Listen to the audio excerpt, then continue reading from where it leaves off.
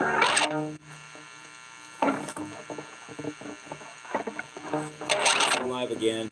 I like to sometimes I like the comments because people ask me for things that actually challenge me and make me like have to learn more or grow as a musician, which I think is actually win-win because they in the end I hope they get what they want when I give them what they asked for. But then again, I win because I learned something or got better at something, which is really cool because people don't always want to do what's hard for them.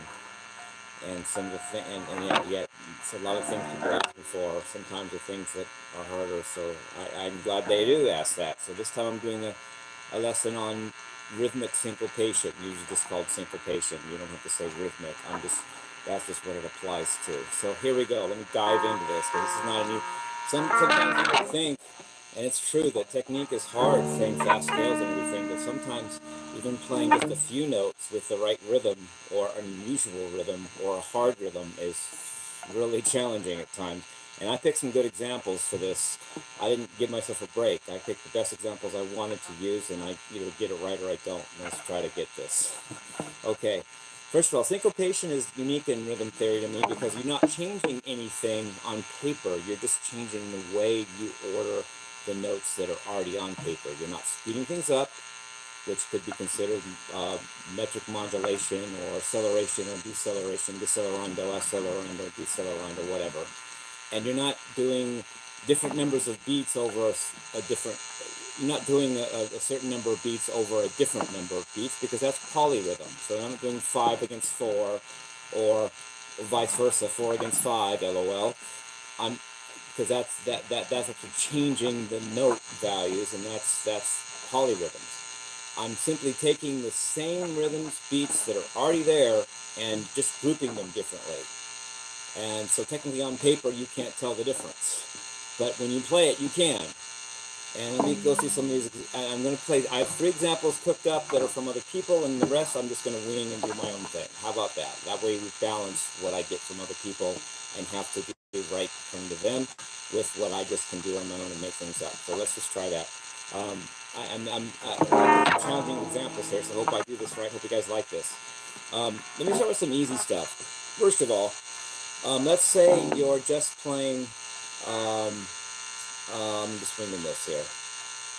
In 4/4 time, if you're using if you're doing eighth notes, you have eight notes per measure or per bar. I say measure, 8 notes per bar.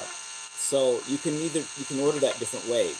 So let's just say I'm on an A chord, and I'm going to do bars of eighth notes. So there's going to be counting of 8, and each 8 count is a bar. The simplest way to do it is this 4 and 4. 1, 2, 3, 4, 1, 2, 3, 4, 1, 2, 3, 4. What about 3, 3, and 2? Do it again.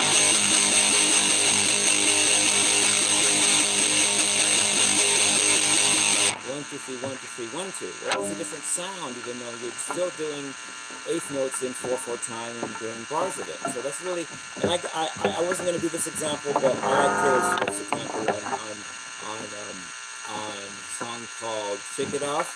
Maybe the note's wrong, but she does something interesting in this, where she does first part of this is going to be 3, 3, and 2, and then the second part is going to be 4, 4. So you can hear the difference.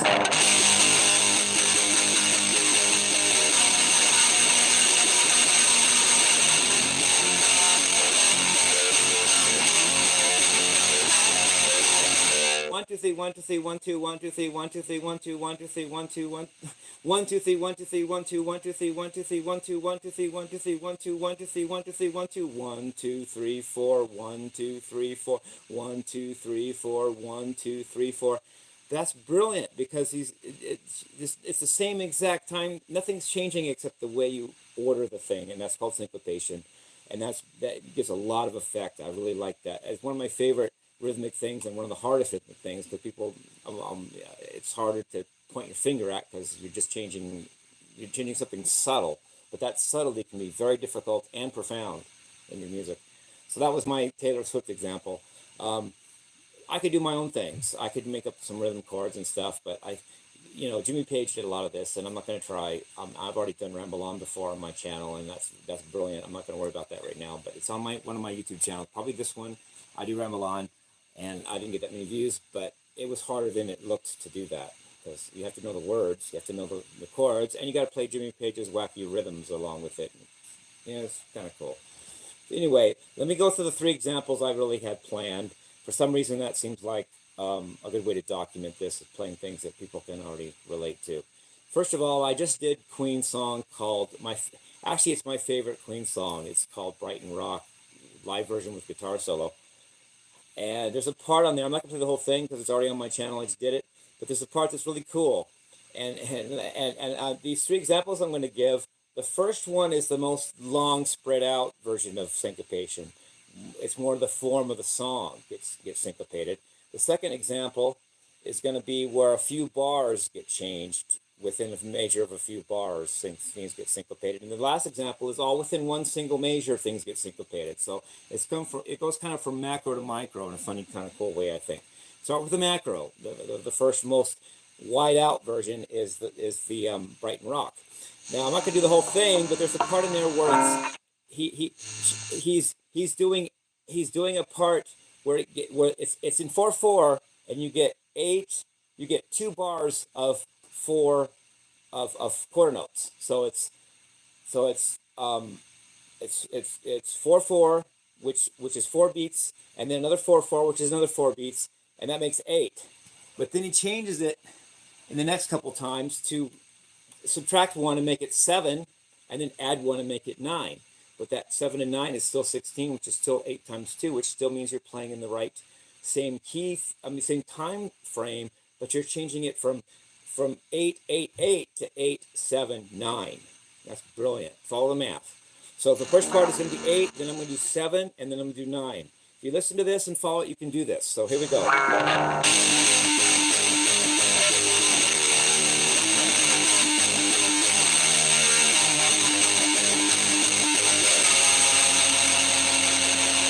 That 1, 2, 3, 4, 5, 6, 7, 8, 1. 1, 2, 3, 4, 5, 6, 7, 1. 1, 2, 3, 4, 5, 6, 7, 8, 9, 1. Almost missed it myself. It's 8, 7, 9.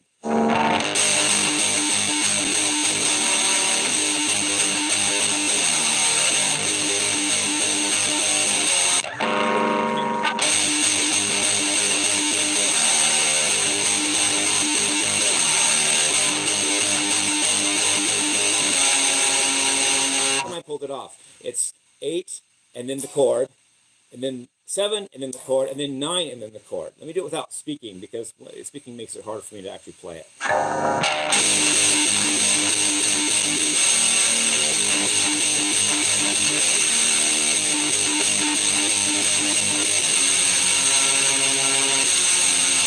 That's what's cool. And if you're not, when you learn that song, if you're not don't know your rhythm, or you're just genius at rhythm, if you can do rhythm without knowing it, that's cool for you people. But if you don't know your rhythm and don't pay attention, you're going to miss that. You're going to do it wrong. You do it your own way. It's not going to be correct, and it won't be the same song. It's not to me.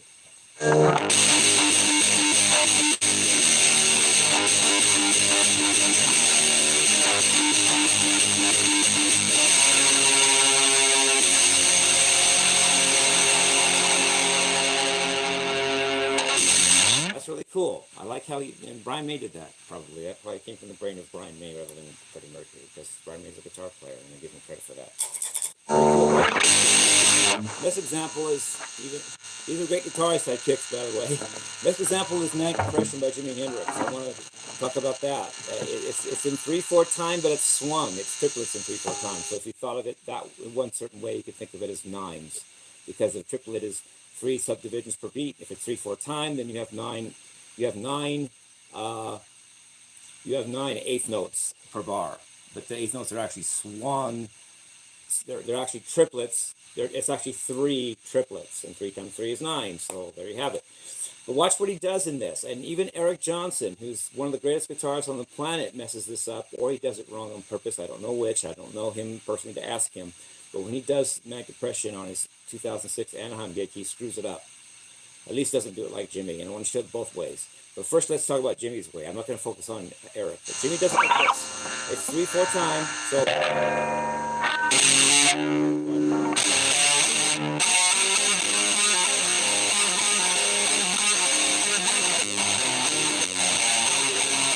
Part that just establishes the time, but watch this part here. Okay. Get right.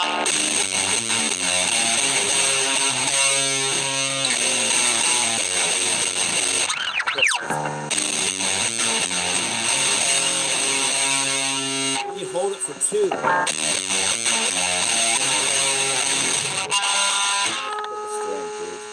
All these know the guitar. I'm all right.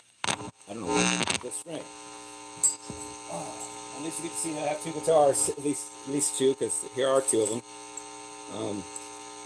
I break strings at random times. Sometimes I'm right in the middle of things. Okay, so he's in 3/4 time, but he goes.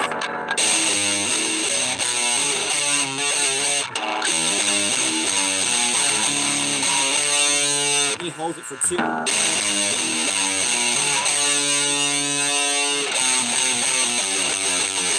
So if you hold it for 2, you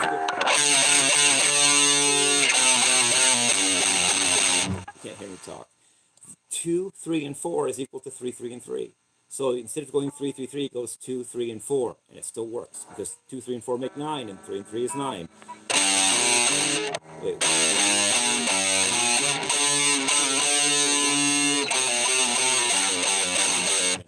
Okay, that's syncopating. And Eric does it like this.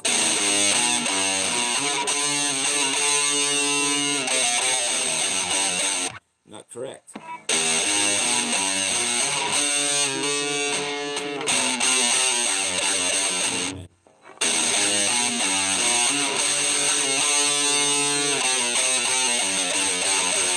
Holds it for 2, then plays,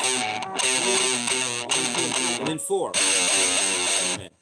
That's brilliant because it slips by you, but that's important. It's different than going.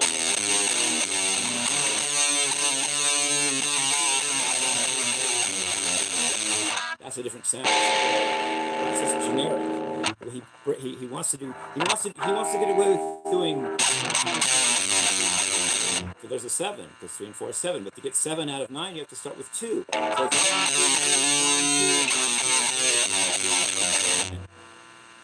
that's cool. And then he changes it up, and he does it twice that way. And then to make it even cooler than that, the 3rd time he changes it from 3 and 4 to 4 and 3. I'm just quoting what Jimmie did. I can't help it if he played it. Let's try that one.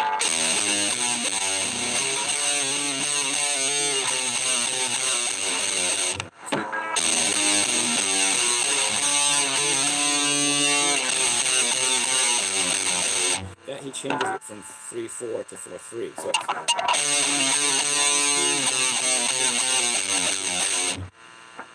that's really cool. He not only syncopates it, but he of the 3 times he syncopates it, 2 of them are one way, the other one is a different way, but the same idea. And Mitch has to keep up with that. And Jimmie did that, and Eric did not in his 2000 gig. I'm disappointed in Eric, or I don't even like that he changed it. Maybe his drummer can't handle it, LOL. But Mitch Mitchell could.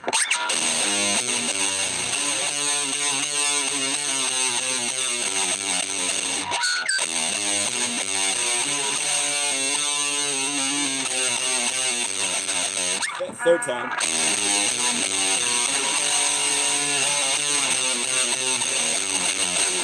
That's called syncopation. Because if you don't do that, it sounds like a different sound. So there's that. Now, the last example is even harder. Each example is even harder as I do this, because this is the hardest one here. Here we go with the hardest one. I'm taking Steve Vai, a song called Answers from his album Passion and Warfare.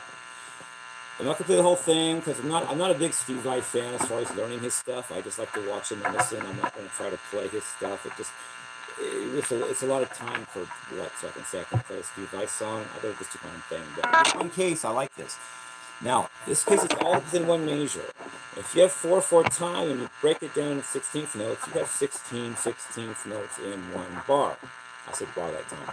But if you divide it, you don't have to divide it into 8 and 8. You can divide it into 7 and 9. If you get it with Brian May, only this time it's all within one measure instead of the structure of the song. So I'm going to play this weird, wacky riff.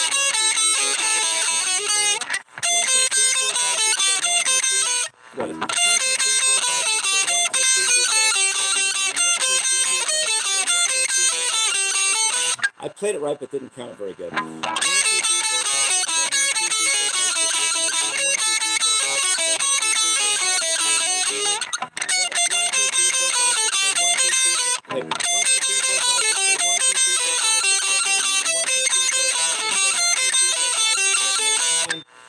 And those are the two keys, and it goes back and forth. So we do it without talking. It's harder to talk and do this. I'm going to try without talking.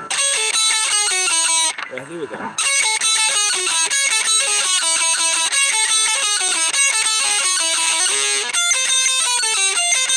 Wait, 1, 2, 3. Wait.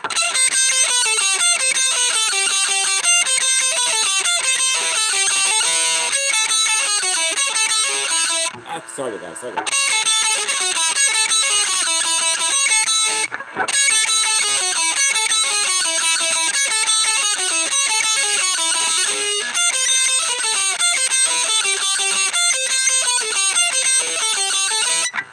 That's really interesting, sounds great, and difficult as heck to do, especially if you don't really know what you're doing.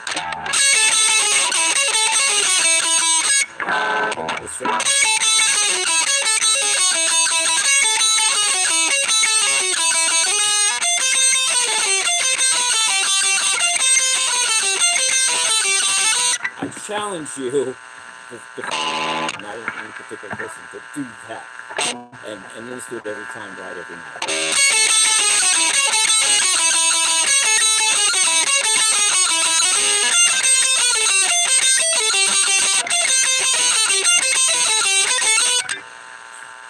Seven to 9 is hard to do, even though it's still just quarter. It's still 16th notes in 4/4 time, but he breaks it down into 7 and 9 instead of just 16. That's really cool. And you guys helped me. The comments helped me even get better myself, because I had to get this shit together.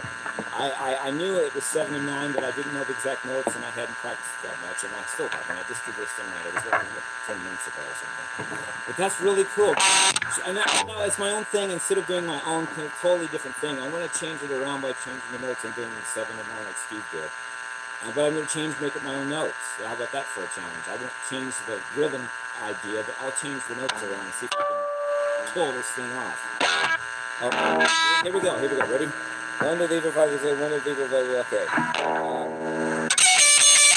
Okay, 1, 2, 3, 4, 5, okay.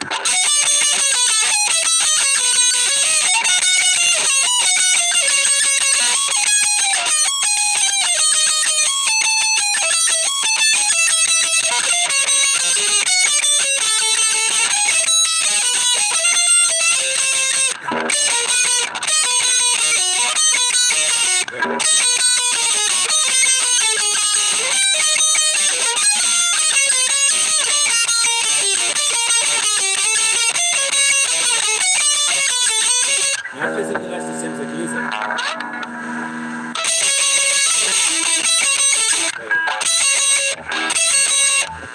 One, two, three, four. Yeah.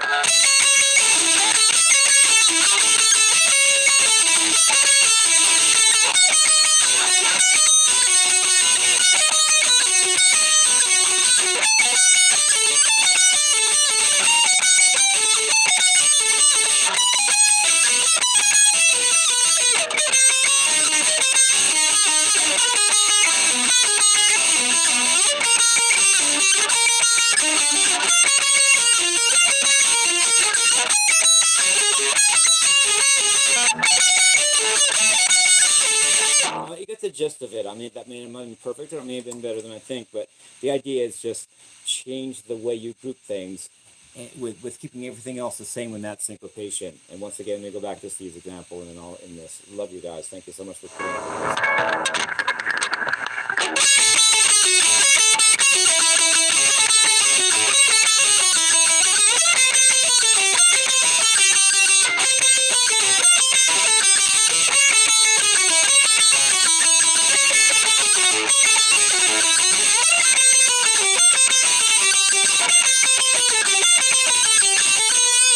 I want to play the whole song.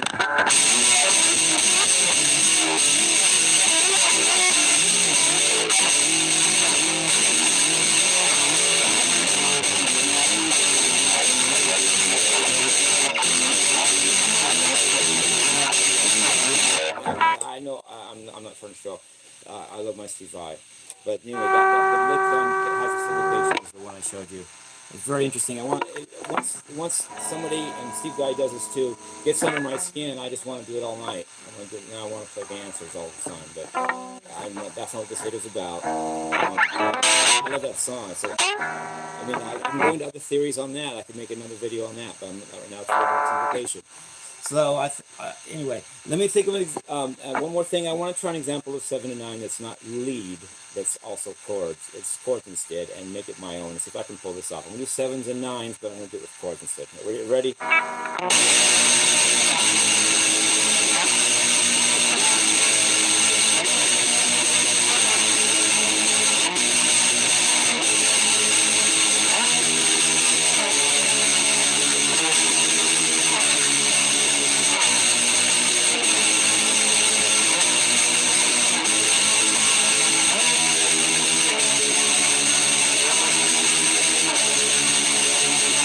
Different than 8 and 8. It's just different. 8 and 8 would be.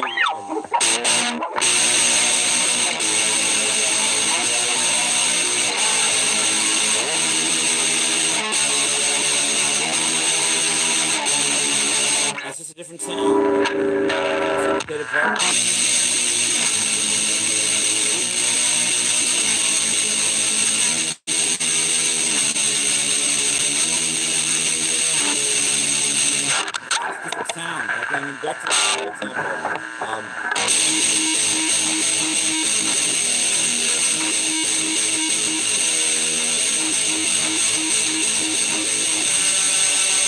8 and 7 and then 9. That's my best example of syncopation. Thank you for the commenter that suggested that. It got me to do my homework, and that's a cool thing, because now I can change my playing and be better at this too. Love you guys, rock and roll, peace.